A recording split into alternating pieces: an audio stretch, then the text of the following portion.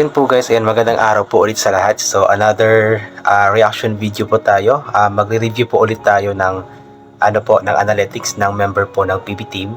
At this time po ang pag-uusapan po natin is itong YouTube channel po ng driver po ng PB Team na si PB Team Peter Paul or PB Peter Paul. Kasi nga po nakakatuwa lamang po kasi yung last review ko kasi sa kanya is last year pa yon. So mga nasa hindi pa yun umabot ng 200k yung kanyang subscribers that time. And then yung nag-check po ako kanina ay sobra po akong nagulat dahil nga po umabot na po pala sa 202k or 202,000 po yung kanyang total na subscribers sa YouTube. At the same time, yung kanyang total views po sa YouTube channel po niya is nasa 52 million na po. So napakataas po. So sa mga hindi po nakakaalam, si PB Team Peter Paul, bago pa man po siya naging official na member po ng PB Team, ay siya po yung official panday po ng PB Team po nung mga pabahay po, yung mga pabahay po ni Pugong Bihero ng PB Team doon sa Sitio Sandonan, doon sa may Paquibato District. It's si PB Team Peter Paul kasama si PB Team Panday, si Eder po yung gumagawa that time. And then later on, nung umuwi na nga po si PB Team Nonoy sa kanilang lugar doon sa Governor Generoso, is si Peter Paul na nga po yung pumalit bilang driver po. At doon po nagsimula na naging official po siya na member ng PB Team. At sobra po akong natutuwa lamang dahil nga po napakalaki na po napakataas na po ng kanyang nalipad. Kumbaga yung achievement po niya sa pagiging isang YouTuber, pagiging isang vlogger ay napakaganda po ng takbo. 202,000 subscribers tapos 52 million na total views po. So nakakatuwa lang po. At gusto ko lamang pong i-congratulate po si PB Team Peter Paul dahil nga po sa mga achievements po na ito. So ito po, tignan po natin ang takbo po ng kanyang YouTube channel.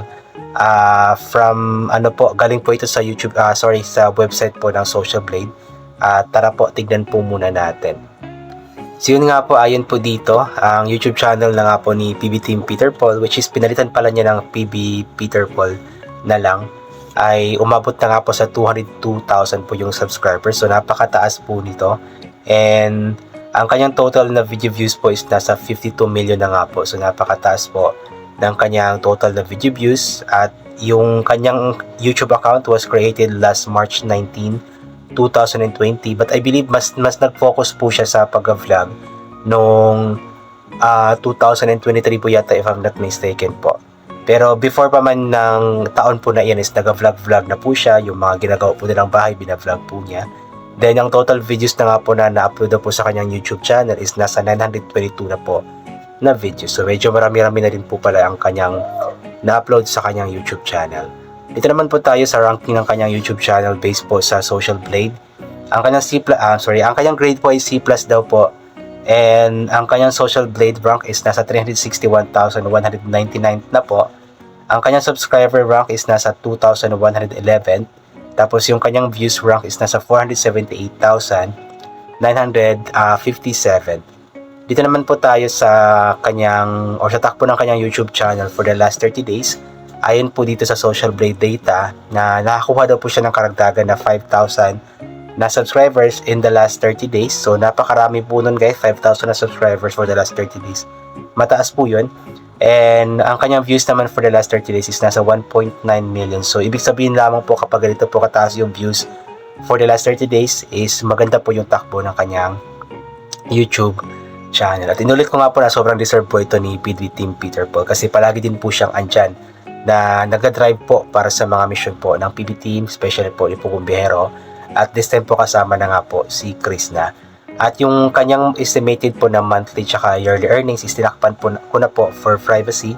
But then lagi ko pong sinasabi na as long as palagi po tayong manood at hindi po natin mi-skip yung mga ads na lumalabas, ay may chance po na mas malaki yung papasok na revenue na maaari nga pong may tulong sa mga taong nangangailangan, especially for Peter Paul na may anak po siyang pinapaaral. So malaking tulong din po ito para sa kanya at sa kanyang pamilya. So ito, i-check naman po natin yung estimated po na daily views sa kanyang YouTube channel from February 4 hanggang I believe February 17 po ito. So 2 weeks po ito na estimated na daily views po niya.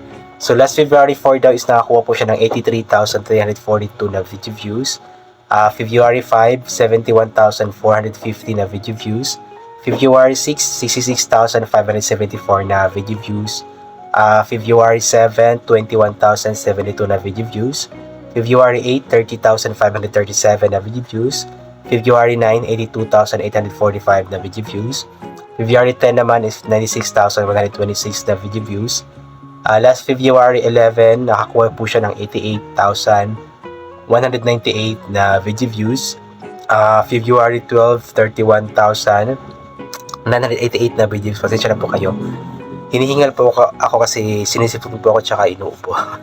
So dito naman po tayo sa February 13. Ito po, February 13 po is nakakuha po siya ng 78,990 na video views. February 14, 83,328 na video views. February 15, 21,362 na video views. February 16, 14,795 na video views. At sa February 17 naman is ongoing pa lamang po ito. So ibig sabihin wala pa pong data na nakuha yung social blade regarding po sa araw na ito sa YouTube channel po ni Peter Paul. Ang kanyang daily average na views naman po is nasa 62,802. Weekly average na views is 59,255. At ang last 30 days na views nga po niya is 1,884,048 at niround off po ito to 1.9 million nga po. Then ang last 14 days po na views niya is 815,286 na nga po. So medyo mataas-taas rin po yung mga views ni Peter Paul. At malaking tulong po talaga ang PB Team, especially po si Sir Paul sa pag-angat nga po ni PB Team Peter Paul. Imagine guys, dati po siyang panday lamang. Hindi na po yung tawaging lamang kasi napakagandang trabaho po nun, napakatinong trabaho po ng pagiging panday. Pero iba pa rin po talaga yung kinikita niya nung panday pa siya kumpara po ngayon na vlogger na nga po siya at member po siya ng PB Team. Kasi mataas-taas na rin po talaga yung kinikita niya. At inulit ko nga po, malaki po ang maitutulong nito, hindi lang sa kanya, hindi lang sa kanyang pamilya, kundi sa mga taong tinutulungan po din ni PB Team Peter Paul. Kaya gusto ko lamang po i-congratulate po si PB Team Peter Paul dahil nga po sa napakagandang achievement po ng kanyang YouTube channel. Inipag-pray po natin na mas lalo pa siyang umangat at sana wag po tayong wag po tayong tumigil na sumuporta po sa kanya. Sa lahat po ng PB Team, palagi po tayong manood ng mga videos po nila.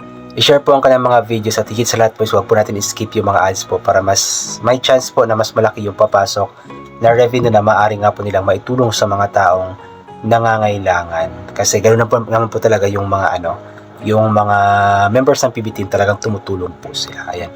So yun po, I think hanggang dito na lamang po muna itong gagawin ko na reaction video. So, thank you so much po sa lahat ng mga palaging bumabalik sa aking YouTube channel. Inulit ko nga po palagi na ugaling po natin magdasal. Magpasalamat sa lahat ng mga bagay na ating natatanggap kahit na di po natin ito hinihingi. Kasi lahat ng mga bagay na ito is kaloob sa atin ng ating Panginoon. So, God bless po sa ating lahat at bye for now po.